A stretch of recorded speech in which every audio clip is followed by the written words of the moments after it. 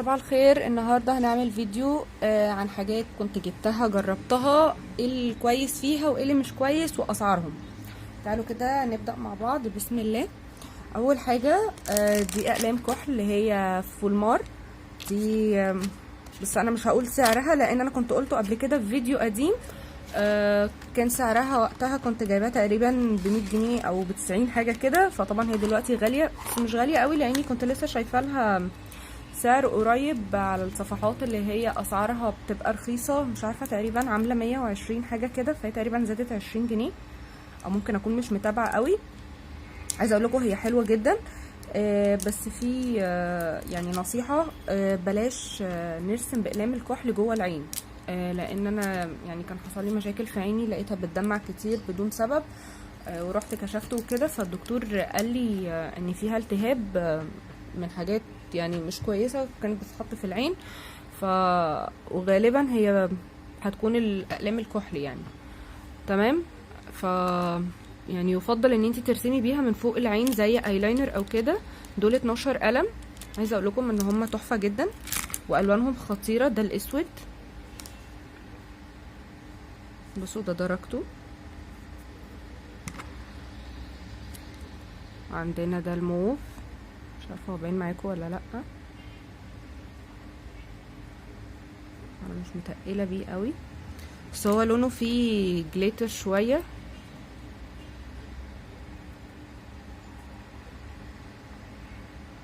هو خفيف يعني، هو يفضل ان انتي ترسمي بيه بره خط العين، تعملي بيه بره اللي هو يعني اللي هو الايلاينر، بلاش من جوه. ده كان مبري، ده اللي هو الزيتي، فده مبري فتحسوه تقيل شويه. ممكن التانيين عشان كانوا لسه انا ما استخدمتهمش، لسه الدرجات بتاعته خفيفه، لسه يعني اللون مش تقيل قوي زي كده.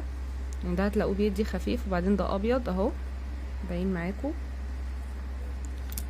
في معانا ده برضو، ده اخضر اهو، انا اتكيت عليه شويه.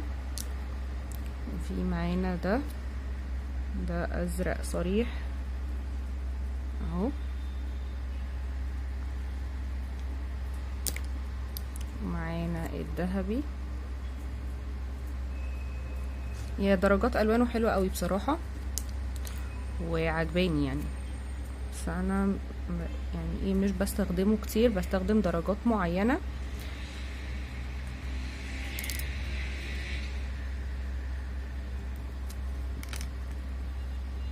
ده اللي هو الجنزاري، او ده ازرق فاتح حاجه زي كده يعني. بصوا مش بعرف قوي اسامي الدرجات، بس في درجات بتعجبني فعادي تمام يعني. بصوا ده الموف الغامق وده الفاتح. ده الفاتح ده لسه ما جربناهوش. بصوا الموف الغامق كان اهو، ده الفاتح، فواضح معاكم ولا لا؟ الغامق اهو، هعيدلكوا عليه تاني اهو كده، الالوان وضحت شويه.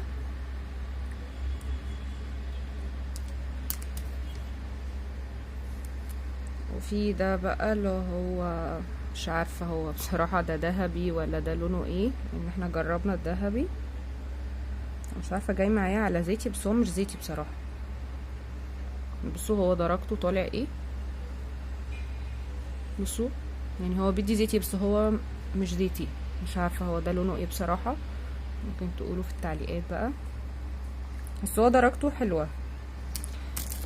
دول 12 قلم بتوع فولمار، حلوين جدا.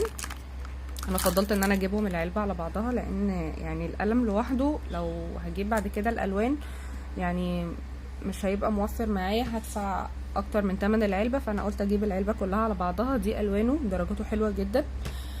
في معانا ده برضو، ده كان فولمار، ده اللي هو بتاع تحديد الشفايف. دول برضو 12 قلم، بس هو درجات النوت كلها والبنيات والكشمير، هي درجاته حلوه قوي بصراحه وبرضو عجباني. بصوا مش عارفه هعمل فين، ايدي بقت خريطه. بصوا كان في حد مره قال لي ان هو ده نشف، عشان انا مش بستخدمه. كان في حد مره قال لي ان هو ناشف قوي على الشفايف. بصي اهو، بصي هو بيرسم على طول. هو ممكن يكون القلم اللي انتي اشتريتيه يعني هو اللي كان ناشف، لان بصي ده اهو انا ما استخدمتوش اصلا ومش ناشف كويس. بصي فكان في فكرة حلوة كنت جربتها. لو القلم ناشف معاكي ممكن تحطيه في برطمان عندك فازلين، بتحطيه فيه وبعدين بتمسحيه بمنديل، فبتلاقي القلم بقى طري معاكي. دي الالوان بتاعته اهي. شو انا حاسه الالوان قريبه قوي من بعض، مش عارفه بقى هي مش واضحه قوي، بس هو فعلا ناشف شويه. ممكن عشان قعد عندي انا فتره، لان انا جايباه من فتره كبيره. شو ده ناشف، بصوا حتى هتلاقوه من هنا في ابيض شويه، ده نشف يعني. ممكن كان الغطا بتاعه مفتوح شويه، بس هي درجاته كلها حلوه بصراحه، انا حباها.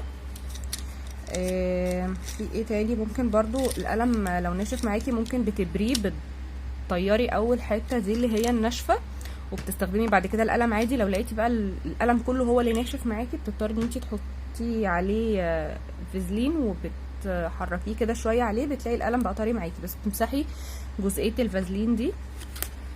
في عندنا ده كنت جايباه، ده تقريبا كان اي شادو، وانا كنت بصراحه جايباه على اساس ان هو بتاع حواجب، بس طلع اي شادو جامد جدا. هو درجته كمان حلوه، بصوا درجه اللون فظيعه.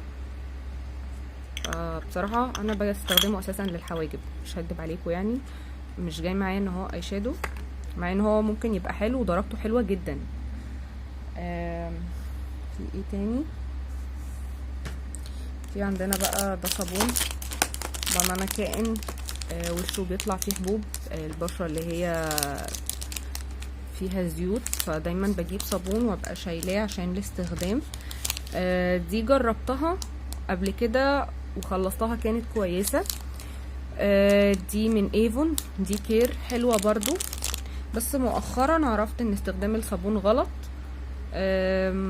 يعني الى حد كبير بينشف الوش. وكنت برضو جايبه دي، هي بتاعت ستارفل، كان عرض مع غسول ومع كريم اللي هي عشان الحبوب. هبقى اقول لكم استخدمت الكريم بتاعه بصراحه ما عملش اي حاجه، ولا الغسول كان بلح جدا يعني. معانا ايه تاني؟ ده كان موس اللي هو زي الفاونديشن بس، او زي الباودر اللي هو بيتحط، بيكون طري كده شويه. انا لسه مفتحتوش بصراحه يعني، معرفش هو ايه دنيته، معرفش. هو كمان كنت جايباه من ميك اب ستور، كان بسعر اهبل قوي، كان ب15 جنيه يعني عارفين. هو بصوا انا يعني مش بحط ميك اب قوي، بس عارفين من هواة الشراء، بحب اشتري كتير يعني، عارفين اللي هو بيشدني قوي موضوع الالوان بقى والاسعار والحاجات دي. طبعا الحاجات دي كلها كوبي يعني، او معرفش بقى، في ناس هتقول مضروبة، معرفش، بس عادي يعني. في عندنا ايه تاني؟ في الروجاجو ده، دي كانت حلوة قوي، كنت جايباها من المنشية، استخدمت منها شوية قبل كده، مش باينة هنا.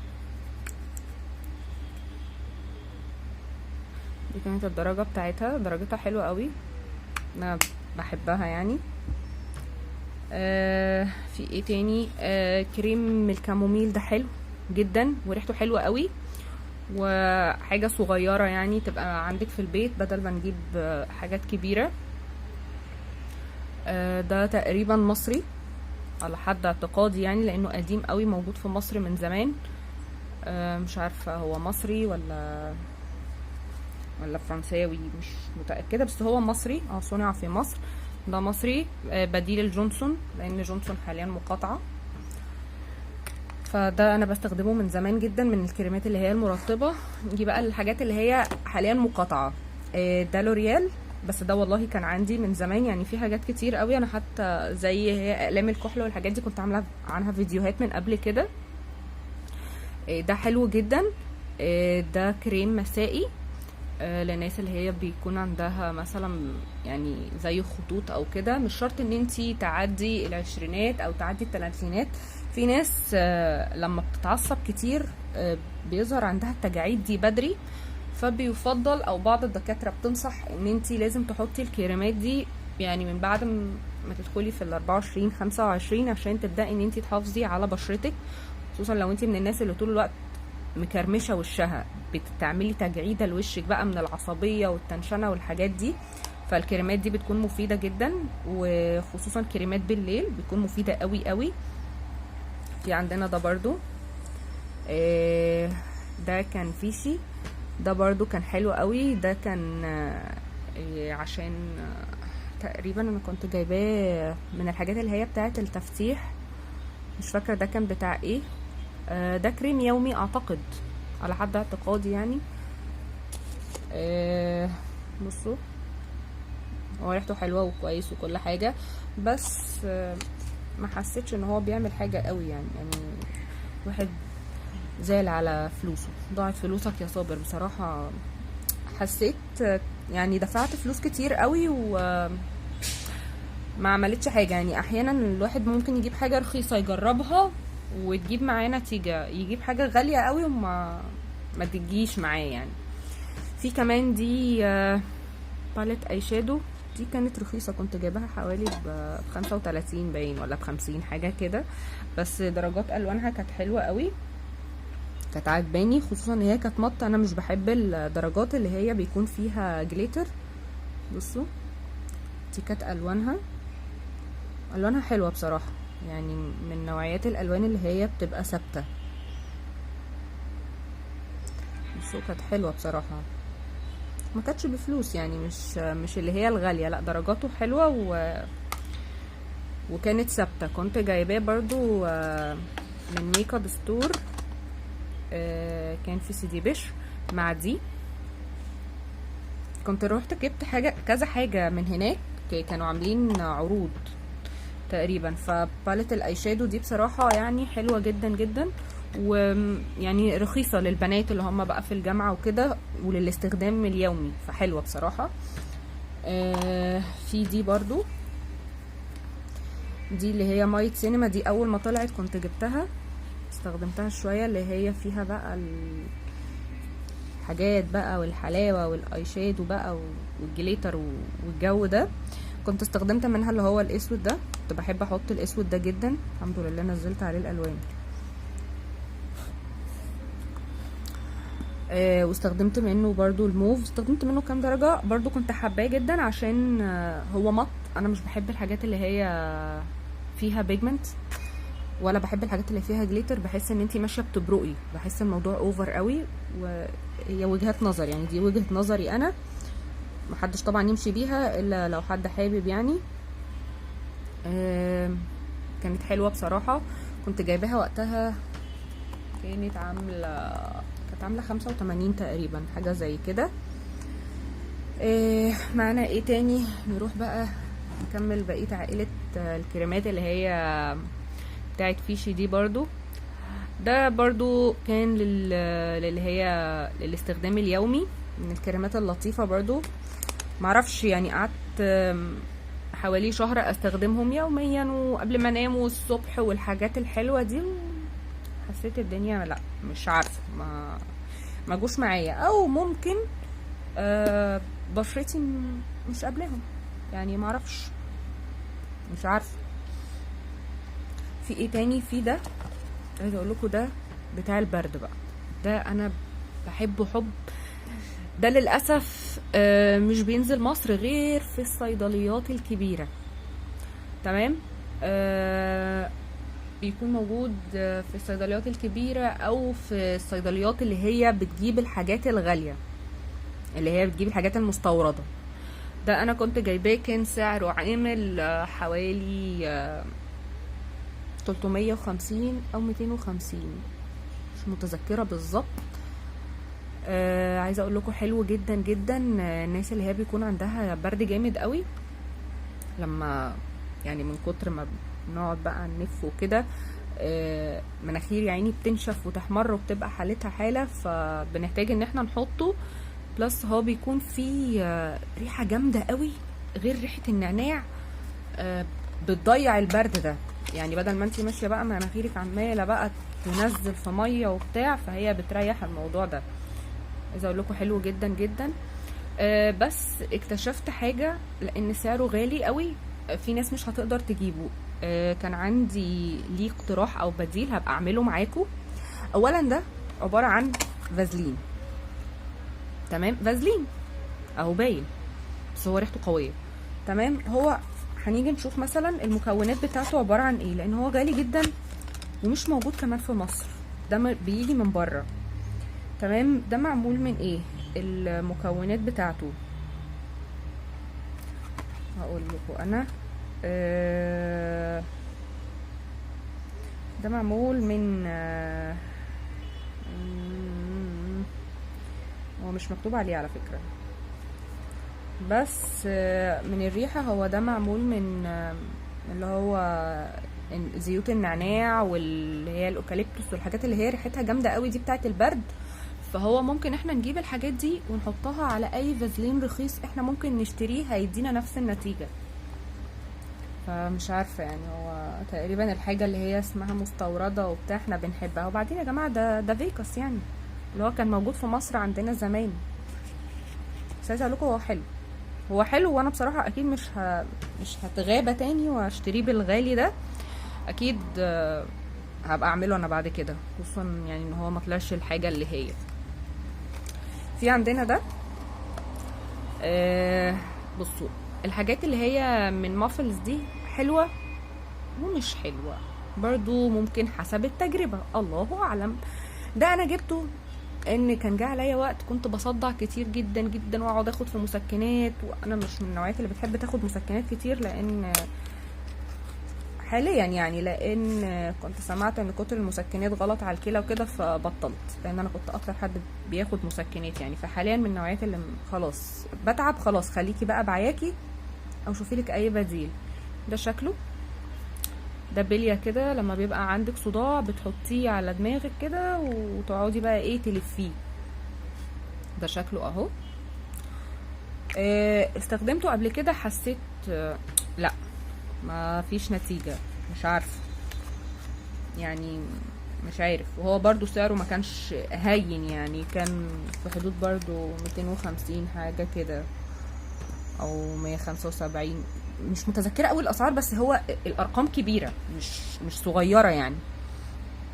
فطبعا كتير ان هو ما عملش حاجة، وبعدين حجمه نونو خالص. في معانا ايه تاني؟ طبعا هذا الكريم الغني عن التعريف. ده الاصلي مش التقليد، عشان كان في مرة حد سأل على الفيسبوك انهي التقليد وانهي اللي مش تقليد. اللي مش تقليد اللي هو بيبقى عليه العلامة دي اعتقد، عشان انا بجيبه من صيدلية انور. تمام. طبعا ده جبته اول ما نزل كان تقريبا ب150 من كام سنة، بعدين فضل يتدرج في السعر. مش عارفة هو السعر دلوقتي وصل لكام يا جماعة، اصلا السعر ممسوح. اخر حاجة كنت جايباه بكام؟ ب355، مش عارفة هو الرقم واضح معاكم، كان ب300 يعني. تمام. معرفش هو وصل للرقم ده اصلا، انا مش فاكرة. بس يعني من الحاجات المفضلة، حجمه اقتصادي كبير. تمام. من النوعيات الحلوة يعني، والسكراب بتاعه جبار، ما شفتش سكراب زيه بصراحة. بس خلصان وما جبتوش تاني بصراحة عشان الغلاء الجامد اللي هو بقى فيه. نيجي هنا في الكريم ده، مش عارفة هو لسه بينزل في اورفلام ولا لأ، بس كنت بحب اجيبه قوي. ده كريم اللي هو مجموعة لاف ناتشورال، اللي هي الحاجات الطبيعية. ده كان بالصبار، اللي هي البشرة الدهنية، كنت بحبه قوي صراحة، كان جميل يعني. ايه تاني في معنى ايه تاني؟ دي كنت جايباها، دي المفروض ان هي زبدة شيا خام، كنت جايباها من صيدلية انور برضو، بس اللي جواها مش زبدة شيا خام، لا هي الزبدة بتاعتهم كانت حلوة، بس انا بعد كده كنت عملت فيديو قلت لكم ان انا بقيت بشتريها من شركة كيماتيك. ده زيت جوز هند انا اللي عاملاه من جوز الهند، فحطيته فيها بصراحة عشان يعني اقدر ان انا استخدمه في علبة صغنطوطة. يعني دي زبدة شيا خام بس هي مش زبدة شيا خام، ده زيت جوز هند، بس هي كانت كويسة للأمانة. كنت جايباها تقريبا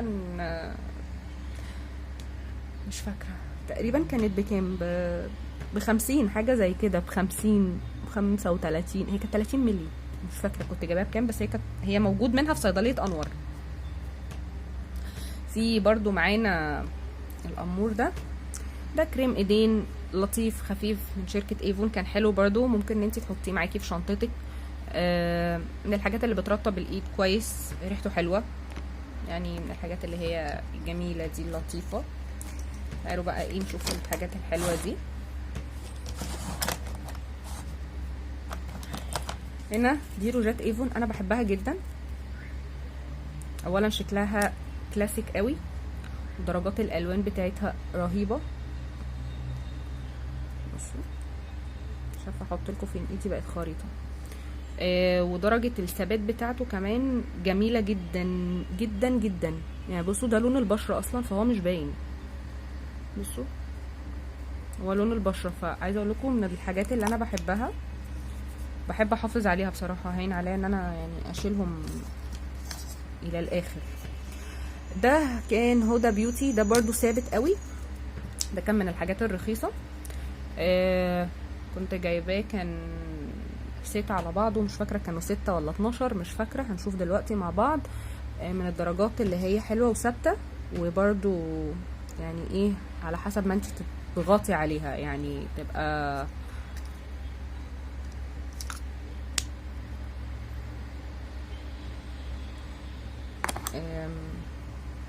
مش عارفه هو ايه اللي حصل.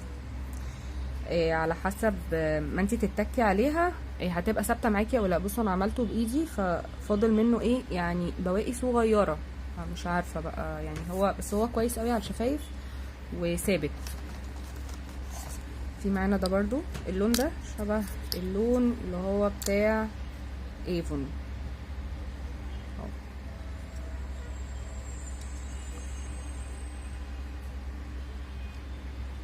لا ده درجة تانية خالص كده. معانا 2، ده من هدى بيوتي. لما باجي اشتري ساعات اونلاين يقولك اصلي وبتاع ومش عارفه ايه، والله هو اصلي ولا مش اصلي ايا كان، الدرجه دي جامده جدا جدا يعني، جامده جدا. بس دي عايزه بالليل، دي خارجه مع حد، خارجه بقى مع جوزه مع بابا مع اخوكي يعني، اكيد مش خارجه مع حد غريب عشان نبقى لطاف يعني. بصوا الدرجه دي، الدرجة دي حلوة قوي برضو. في درجات افتريت في استخدامها، وفي درجات كانت عادي. تقريبا كنت جايبة منه 6 تقريبا، مش لاقيه السادس، لا موجودة اهو. في دي برضو، بصوا تحسون كلهم شبه بعض، بس كل واحد بيدي درجة، بس هما حلوين صراحة، انا كنت حباهم قوي يعني. هما كانوا 6، كان الواحد تقريبا. دي درجة تانية على فكرة غير الدرجة الاولانية خالص اللي هي دي. بصوا دي درجة ودي درجة. بعرفهم ازاي بقى، بيبقى من الغطا ان بصوا تحسوهم شبه بعض قوي، بس مش عارفة هيبقى واضح معاكم في الاضاءة ولا لا. بصوا هو لون الغطا باين، بس في لون الروج مش عارفة بحسه عادي. هما دول ال6 اهم.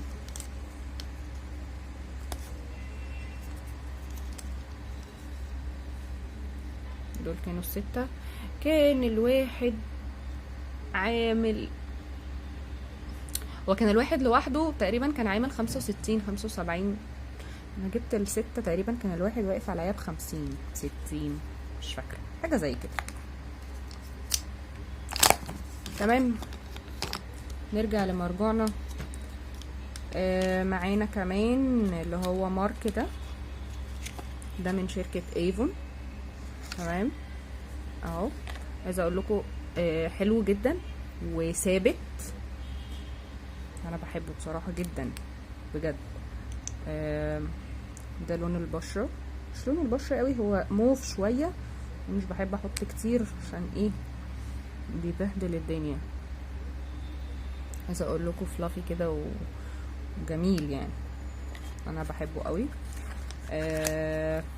ده بقى فوق ال100، فوق ال100، فوق ال200، على حسب بقى الخصم اللي انت هتاخديه من الشركه، من الاخر يعني هو في البروشور هو ليه سعر، انتي بقى على حسب الاوردر اللي هتطلبيه. عندك بقى ايه 3. ده طبعا عايز سهرة وش يعني، بصوا لونه فظيع فظيع، تقيل جدا اصلا. بصوا، بعدين ده في لمعة كده، فده عايز سهرة بقى، عايز فرح، عايز كده يعني. تمام. معانا ايه تاني؟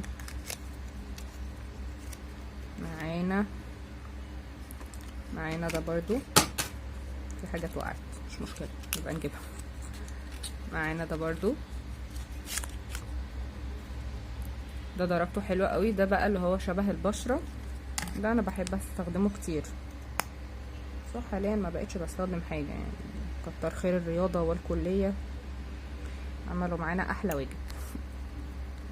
خلونا ما بقيناش بنحط حاجة اصلا. لو هتحطي امتى؟ بصوا، عايزه اقول لكم، بصوا ال3 درجات بتوعه تحفه تحفه بجد يعني. عارفين ده اللي هو ايه تمنه فيه، اللي هو انا هجيبه وتمنه فيه يعني لا مكمل معاكي. في ده كان مرطب شفايف، انا كنت كاتبه عليه سعره لان انا كنت بشتغل فتره في الشركه دي. طبعا هو سعره دلوقتي عدى، كنت ببيعه ب20 جنيه، بس خلاص بقى بطلت، فقلت استخدم الحاجات دي لنفسي، بقت من ادواتي الشخصيه. بصوا ده اهو، شايفه هتطلع امتى؟ اهو، يلا يا عم الحاج. ايه نشف اهو، ده بزبده الكاكاو اهو، لطيف. مرطب حلو برضو، هو في الكتالوج برضو سعره محترم يعني. كنت هبيعه، بس خلاص بطلت الموضوع ده، بطلت اصلا شغل في الشركة. ده كنت واخداه ليا اهو. وده برضو كان واحد تاني، ده بالعسل.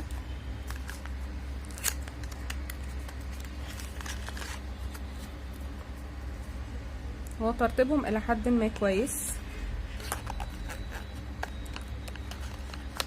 معانا ايه تاني؟ معانا ده برضو روج مارك، بس غالبا ده مش اللي هو السائل، ده اللي هو الليبستيك اهو. دي برضو درجة انا بحبها جدا، تبصوا يعني مستخدماها لما طالع عينها، درجتها قمر يعني، حلوة حلاوة ما حصلتش. اسمها مارك دي، درجتها لو حد عاوز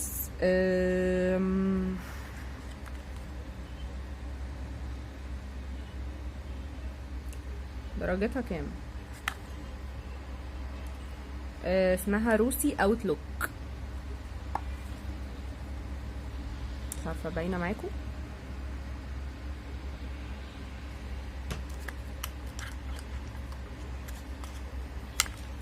حد عاوزها. وعندنا ايه تاني؟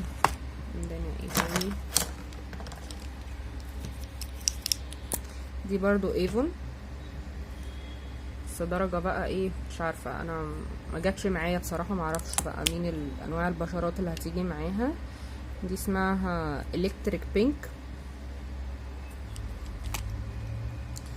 ده زغنطوط بس فظيع، ريحة وثبات، وعايزة اقول لكم يعني حلوة قوي. بصوا درجته كمان اهي، درجته حلوة، يعني تقدروا ان انتوا تحطوه تقيل او خفيف. وانا حطاه على البلاشر على فكرة، او على الروج مش فاكرة، وانا ايدي اتبهدلت اصلا، ما علينا. ده كونسيلر كان 15 جنيه زي ما واضح كده، مش عارفه هو ايه ظروفه، وانا مش فاكره ان انا استخدمته كتير بصراحه، بس مش عارفه هو ماله ايه اللي حصل له، يعني دخل في حادثه ولا ايه. ده كونسيلر اللي هو بتاع ايفون، ده كان في علبه، بس العلبه طبعا الله يرحمها يعني. فكده معانا الكونسيلر الغالي الكونسيلر الرخيص والكونسيلر الغالي. فلازم الواحد ايه يعني يبقى عنده تنوع. اهو كنت جايبه منه واحد تاني، الروج الصغنن القمر ده ب10 جنيه تقريبا، وبرضه اول ما طلع كان ب5 افتكر يعني. جبت الاسبونشات دي حلوه قوي، جميله كده، وبصوا شكلها كيوتي جميله. كنت جايبه دول كام، 2 1 2 3 4 5 6 7، دول 7. كنت جايباهم من مكياج ستور برضو اللي هو في سيدي بشر. كانت عامله كام، 35 50، عشان انا مش متذكره الاسعار بالظبط، عشان ايه نكون يعني صادقين. تمام. كده ده اول الدرج. تمام. شوف اللي بعده. دي كانت علبه اي شادو، كنت جايباها من المنشيه، كان عليها اوفر، كنت حباها قوي برضو، هي برضو مط، كنت حابه درجاتها. بصوا الدرجه الزيتي التحفه دي، قمر، هي يعني زيتي وبتدي درجه اغمق كمان، فلا تحفه. كنت جايباها بكام، كانت ب50 تقريبا لاني مش فاكره بصراحه. ده فازلين كان شركه اوبال. بصوا يا جماعه انا اشتغلت في شركات كتير، في حاجات كتير كنت ببيعها، حاجات خلاص يعني اخدتها لنفسي. ده فازلين تمام، من شركه اوبال. ده يعني كنت تقريبا كان ارخص من الفازلين اللي هو اللي بره، والفازلين اللي بره برضو تقريبا مقاطعه، فخلاص شكرا بالسلامه. شوف بقى اي فازلين تاني. دي كانت العلبه الصغيره، وفي منه كمان العلبه اللي هي الحجم الكبير اللي هي دي. تمام. فده لازم يكون عندك في كل بيت. في عندنا ده، ده اللي هو المورد بتاع الخدود والشفايف. ده كنت جايباه غالي شويه، لان هما بيقولوا ان هو صناعه سوري يعني وكده، معمول من الورد الطبيعي. عايزه اقول لكم ان هو ثابت جدا، واولا محطوط في برطمان ازاز، فده لو وقع يعني هيعمل مصيبه. عايزه اقول لكم ان هو جل كده، بس لونه غبي، نتمنى يعني ان احنا ما نعملش بيه كارثه.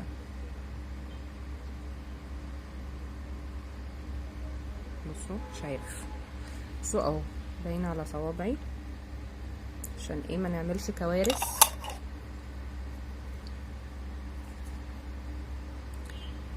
في معانا ايه تاني، يلا بقى نشوف الباسكت التاني الامور ده.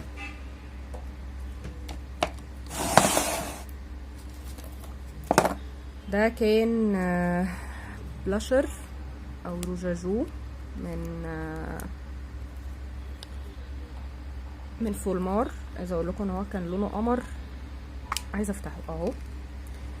ده كان جميل كده ولطيف مع مرايه ومع الفرشه، درجته حلوه برضو وهاديه، وممكن انت تستخدميها كاي شادو. كنت جايباه من المنشيه برضو. دي كبسولات بالية اللي هي فيتامين سي، جربت منها واحده بس حسيتها ما جاتش معايا سكه، جربت منه واحده ما جاش معايا سكه خالص يعني. بصراحه ندمت على الاموال اللي دفعتها فيه. سيبكم من ده مونيكير عادي، مش عارفه كان ب10 جنيه باين، رخيص. هو اللي انا حاطاه في ضوافيري دلوقتي، بس عادي يعني كويس بيؤدي الغرض. ده روج كان من ايفون، بس ده مش روج، ده بيتحط فوق الروج بيدي لمعة، ان ده جليتر اهو.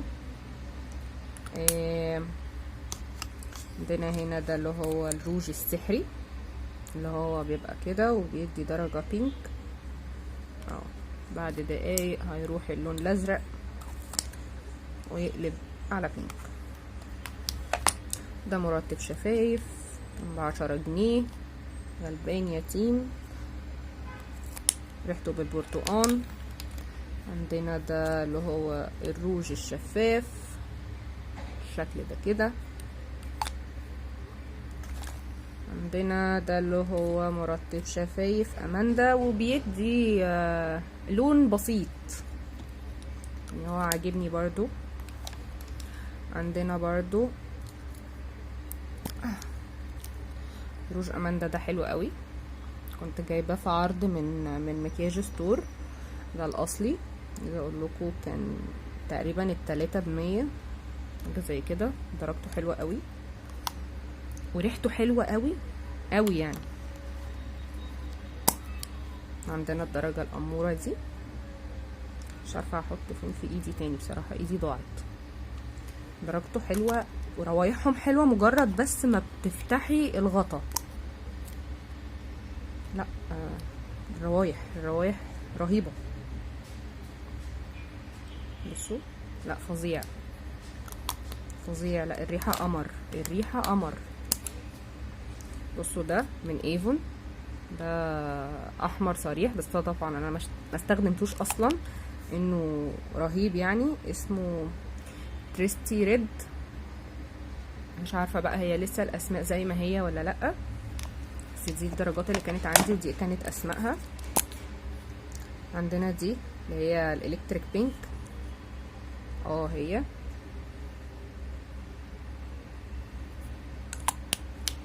اهي. وعندنا دي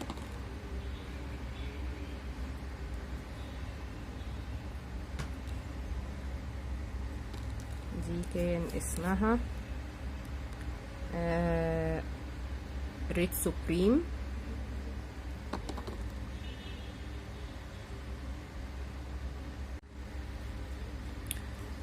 ومعانا هنا ده كان من اوبال، ده زبدة كاكاو،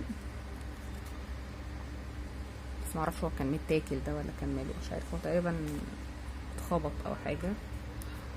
في حاجات قوي كتير عندي مكانش ليها اي 3 لازمه يعني. ده كان اماندا،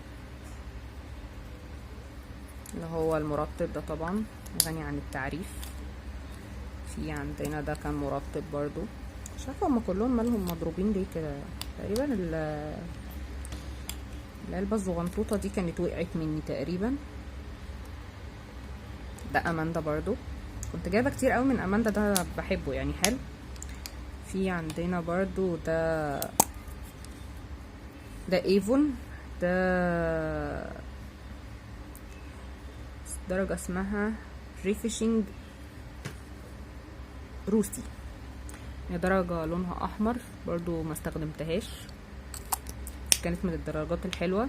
روج ايفون ده بيجي مش في علبة، بيجي متبرشم ببلاستيك للمعلومة يعني، عشان ما حدش يجي يقولك ده هو مفتوح. لا، هو ما بيتجربش اصلا، هو بيتباع مقفول ومتبرشم، انت بتبقي عارفة الدرجة بتاعتك ايه، فعلى اساسه بتروحي تشتريها من اسمها، درجات ما بتتغيرش.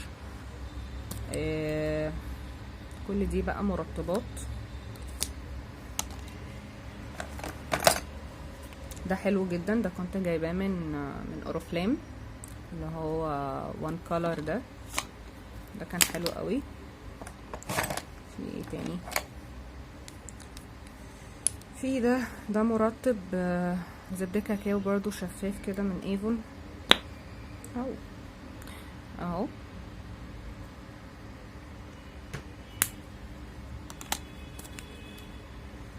في الاحمر ده من اوريفلام، بس ده حسيته سايح قوي ومش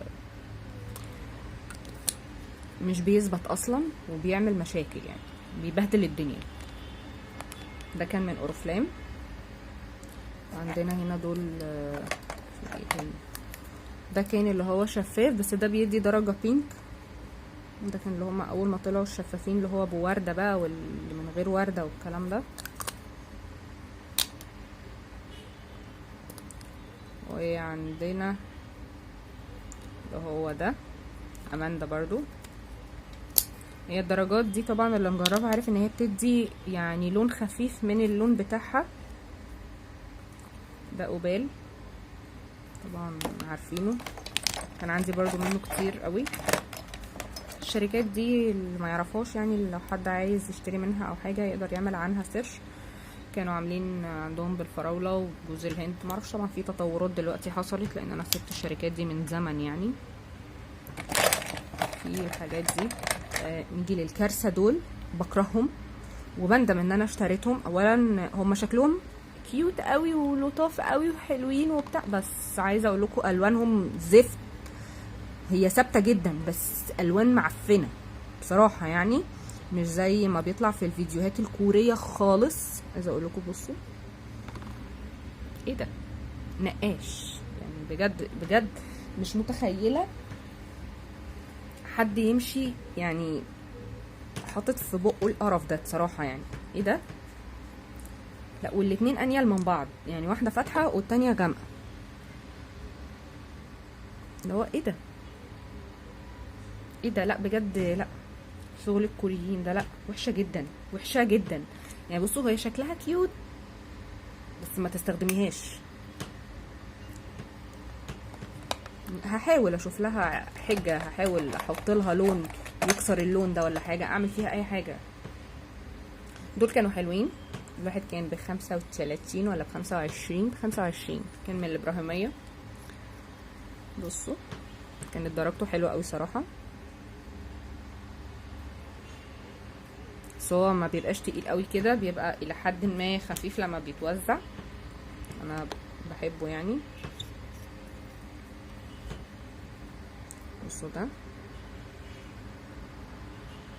هنا برضو هو ده موف شويه، اللي هي الدرجات الحلوه دي. مش عارفه واضح معاكم ولا لا. اهو كان حلو.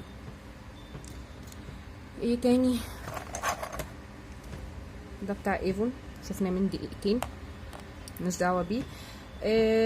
ده كان امبول بيتوزع على الشعر، امبول ايطالي. بيقولوا ان هو بتحطيه على الكريم.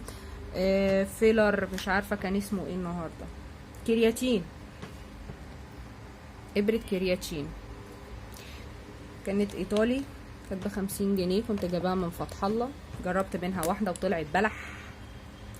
ده من ايفون، اللي هو شبه اللي هو الجليتر ده، اللي هو عائله كولر ترند. وخلاص خلصنا. طبعا ده مفتاح المكتب انا مخبياه عشان الكتاكيت ما ياخدوش الادوات اللي فيه. دي بودرة فاراوي اللي هي بريحة البرفيوم بتاع فاراوي بتاع ايفون. عندنا ايه تاني؟ يا خبر ابيض، عندنا مراهم وعندنا ليلة، عندنا ليلة يا فندم.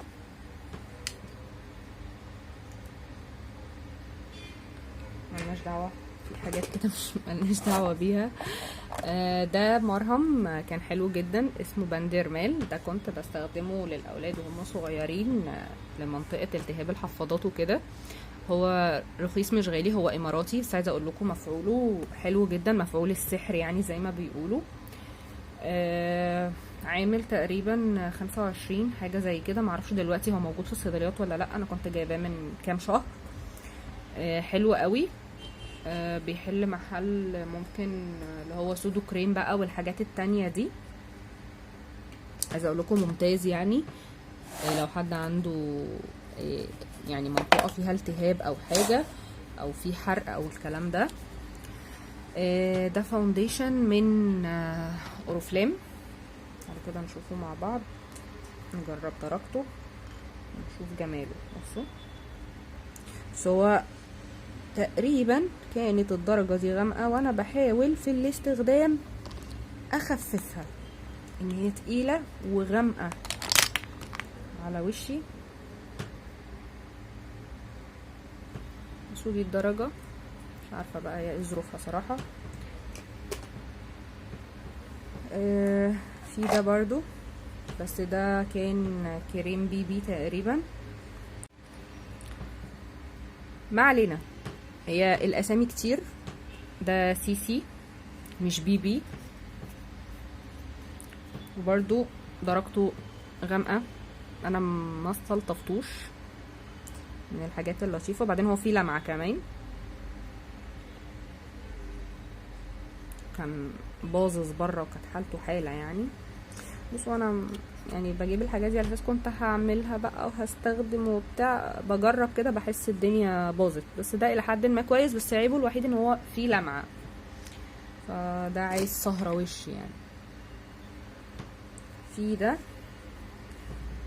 مانيكير، درجته حلوة الى حد ما، كان ثابت، كنت بعمل بيه فرنش اساسا. ده مانيكير شانيل، كان ب10 جنيه، رهيب رهيب ما اقولكوش. في عندنا ده سيرم، ده كان حلو قوي، ده بالكولاجين، ده كنت جايباه اونلاين، كان عامل 100 وحاجه، عامل 110 120 حاجه في الرينج ده، بس كان حلو. ما عرفلوش ماركه بصراحه، بس بيقال ان هو مستورد. هو اصفر من جوه، لان انا حطيت بدل اللي جواه حطيت فيتامين سي، انا اللي عاملاه عشان بس ايه محدش يعلق. ده تقريبا ميسلر من ايفون، دي كانت عينات عندي منها. وعندنا هنا دي كانت ايه، دي كانت قطرة، كانت مكتوبالي عشان القشرة اللي في الشعر، بس مش عارف يعني، حسيتها ما عملتش معايا حاجة. لما سألت اتقال ان انا بستخدمها غلط، معرفش غلط ازاي، بس هي ما عملتش حاجة حرفيا يعني. ده برضو مانيكير من اوريفلام، اللي هو الابيض عشان الفرنش والحركات. دي كنت بحبها جدا، دي زمان كانت بتتباع قبل شركة اوريفلام والكلام ده اللي هو الروج الزغنطط، اللي هو بالعسل والحاجات دي، مرطب شفايف، بتفتحي وتعملي بايدك.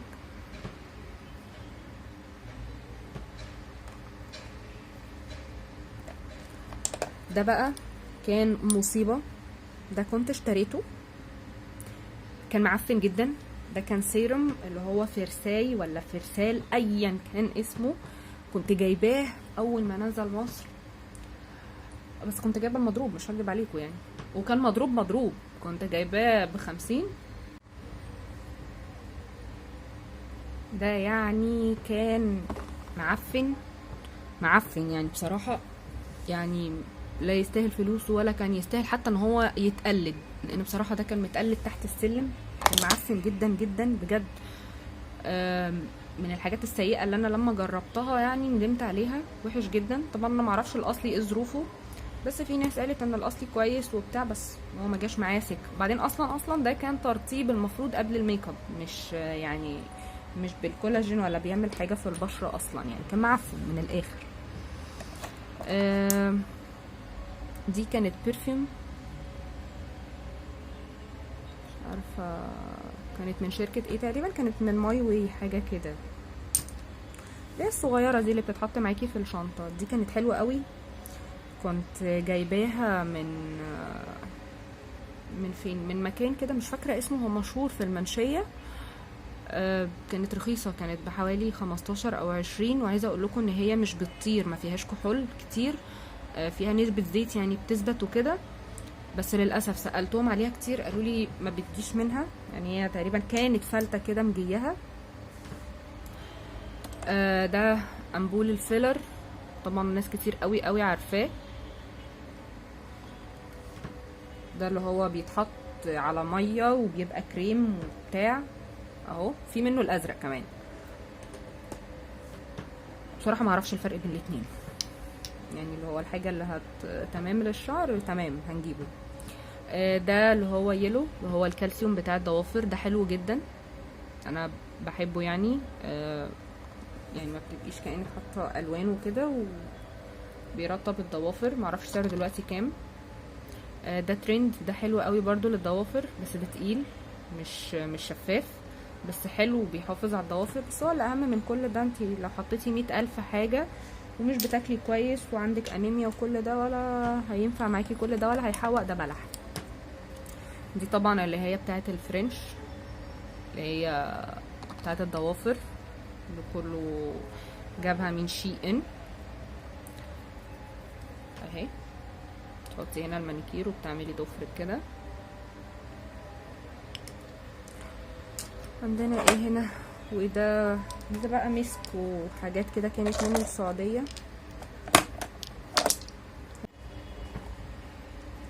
ده كان منوكير شفاف كده.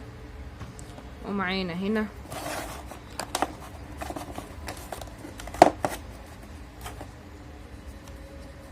عندنا هنا ده كان كريم للعين من اوريفلام، اللي هي عائلة لاف ناتشورال، اللي هو عشان لو مثلا عينك فيها تجاعيد بقى والكلام اللطيف ده، او بكتيريا والحاجات دي.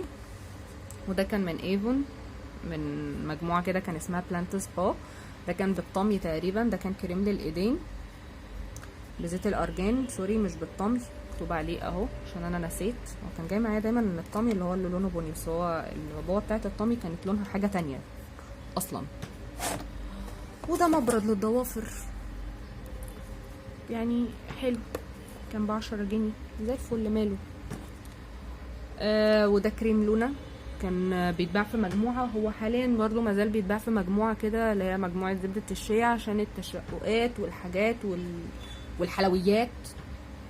بس هو حلو، انا بحبه برضو. مش عارفه، تقريبا في حد بيلعب في الحاجه بتاع مضروبه، مش عارفه مالها، في ايه بتعملوا كده ليه؟ ان انا بقالي كتير ما لعبتش في حاجتي ولا ايه في ايه؟ ما علينا، خلينا في موضوعنا. المهم عندنا ده لاروج، ده اللي هو احمر الخدود واحمر الشفايف والكعب الرجلين. بصوا بيعمل كل حاجه 5 في 1. هو بيحمر لك اي حته انت عايزاها، خدودك شغال، شفايفك ماشي، رجلك اوكي، كعبك تمام، بصي اللي انت عايزاه حلو يعني. فالحاجات دي نستخدمها بحذر عشان يعني اللون ما بيطلعش طماطم. في برضو ده كان من عائلة فيشي، ده كان كريم تفتيح. برضو ما حسيتوش عمل النتيجة اللي هي الواو يعني. بصراحة حسيت ان عائلة كريمات فيشي لطيفة، ما جابتليش النتيجة اللي هي المرضية من الاخر يعني. حسيتها بلح، او يا اما بقى يعني الواحد مش عايز يتكلم. زي بقى الحاجات اللي هي بتاعت قمر، بتاعت الوكالة، مش عارفة يعني شوية حسيته عشان الحبيبات اللي هي اللي فيه صغيرة دي، مش عارفة، في كذا حد قال لي ان هو الاصلي، بس مش عارف، انا مش جايب نتيجة، فحسيته المضروب، مش عارفة يعني. عندنا في مصر هنا مبقاش في حاجة مضمونة يعني. تجيبي الحاجة غالية تجيبيها من مكان مضمون تحسيها لا مش اللي هي. وانا كمان ده برضو اللي هو بتاع توريد الخدود والحاجات والحركات وبتاع، اللي هو الحاجات اللي بتعمل لون احمر دي. ده كنت جايباه اسمه برايد، اسمه العروسة باين، كريم كعب الغزال. ده كنت جايباه من ماي واي، مكتوب عليه اصلا، معرفش برضو لسه موجود عندهم ولا لا. وكان في باليت الاي شادو دي، بس في واحدة منهم اتكسرت، الموضوع ده ضايقني جدا. هي دي درجاتها برضو خطيرة، بحبها جدا. بصوا حتى هي مش مصري، هي مستوردة. بصوا رسمينها على كل واحدة فيهم العين، شكلها شيك قوي.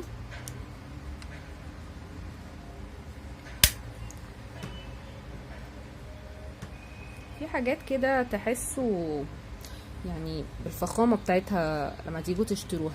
في ده مش فاكره هو كان ايه بصراحه، هشوفه معاكم دلوقتي. ده كان من ايفون، بس غالبا هي كانت علبه بودره صغننه اعتقد يعني. هي اي شادو، بس مش عارفه هي اي شادو لونها ابيض. بصوا، او ممكن اللي هي زي ما بيقولوا اللي هي بودرة الدمج، او زي الكونسيلر بتتحط تحت العين. مش عارفة بصراحة، بس هو مكتوب عليها ان هي اي شادو. انا مش عارفة هي اي شادو ابيض قوي يعني، مكتوب عليها.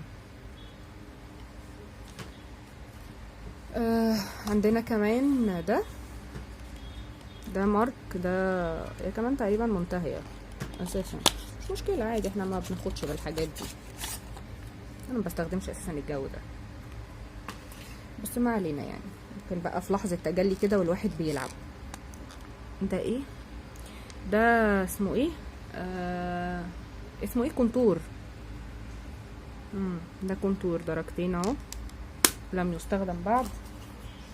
كونتور، كونتور مكتوب عليه، مكتوب على العلبة كونتور ديو، كونتور دبل، اتنين مع بعض.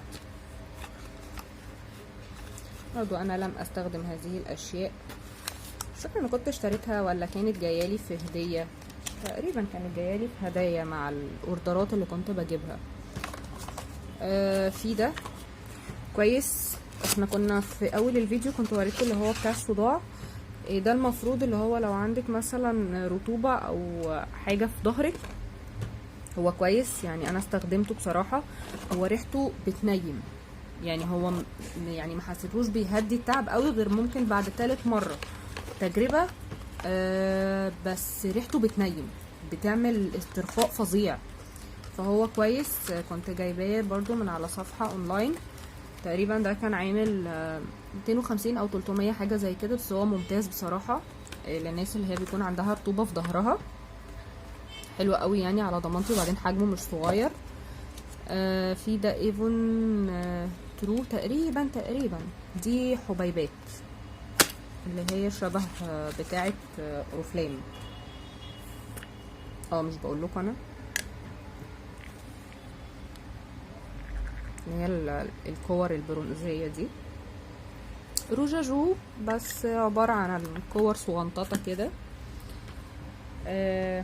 حلوه جدا برضو، ما استخدمتهاش كتير مع ان الوانها مش اللي هي الفاقعه يعني، هي الوانها حلوه.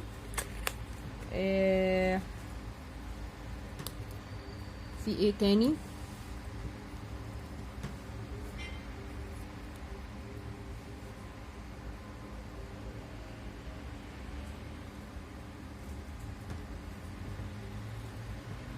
استنى،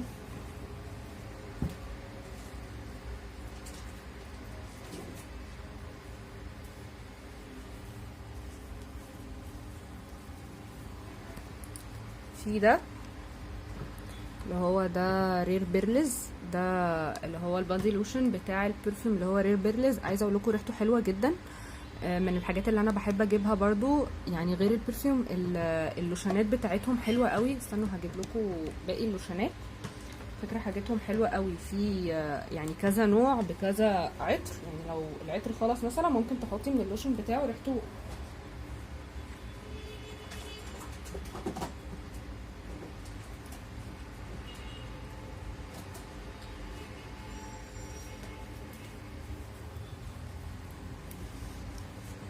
جبارة يعني. بصوا، في ده اولويز، وفي عندنا ده ليتل بلاك ويك اند. بصوا، في ده توداي برضو. عايزه اقول لكم البرفيوم بتاعته تحفه بجد، من الحاجات اللي هي الهاديه. لو انتي بتحبي الحاجات الهاديه مش الحاجات اللي هي الشجري، لو حابه ان انتي تشتري اللوشن، هي افضل يعني. مش افضل يعني، هي ممكن تغنيكي عن البرفيوم لو مثلا مش في استطاعتك ان انتي تقدري تشتريه. عايزه اقول لكم بصوا يعني دول افضل حاجه، اللي هو رير بيرلز وتوداي، انا بحبهم جدا، واولويز وليتل بلاك بصراحه يعني. دول افضل 4 يعني انا بحب جدا استخدمهم. عايزه اقول لكم ممتازين جدا جدا. سعرهم في الشركه حسب البروشور وحسب الاوردر اللي انت هتعمليه، يعني على ما اعتقد يعني او على ما اتذكر بيبقى ليكي 3 خصومات على حسب يعني كل مبلغ انتي بتعمليه. لو مش حابه بقى كل الكلام ده، ممكن في ناس كتير قوي بيبقوا شارين اوردرات كبيره وبيبيعوا منها، تقدري تدوري عليهم على الجروبات على الفيسبوك، ممكن بيبيعوها بسعر اقل شويه او بالخصم العالي من غير ما تشتري اوردرات كبيره. ونيجي بقى لاخر حاجه، الزغلول ده اللي هو اللوز باودر، اللي هو البنانا اللي هو الجميل ده. مش فاكره كنت جايبه بكام، كان ب10 15 20 حاجه في الرينج ده. هو كان رخيص اصلا يعني مش غالي اللي هو طبعا ده كان اول درج او اول بوكس فتحته معاكم. الحاجات اللي انا جبتها والحاجات اللي عندي، الحاجات اللي مفيده وايه الحاجات اللي مش مفيده، ايه الحاجات اللي ممكن نستخدمها وايه الحاجات اللي لا. نصيحتي ما تشتريش حاجه الا اذا كنت محتاجاها. يعني انا كنت بحب اشتري الميك اب كتير كتير كتير كتير، بس انا من النوعيات اللي مش بيليق عليها الميك اب الاوفر. انا اخري حاجات خفيفه قوي يعني ما بيمشيش معايا كتير، والوان معينه كمان. لو حابين تسالوا على اي حاجه ممكن تسالوني في التعليقات. اتمنى ان انا ما اكونش طولت عليكم. اتمنى يا رب يكون الفيديو عجبكم، واشوفكم المره اللي جايه ان شاء الله في فيديو جديد. ما تنسوش تعملوا لي لايك وشير لو عجبكم الفيديو، سبسكرايب. الى اللقاء.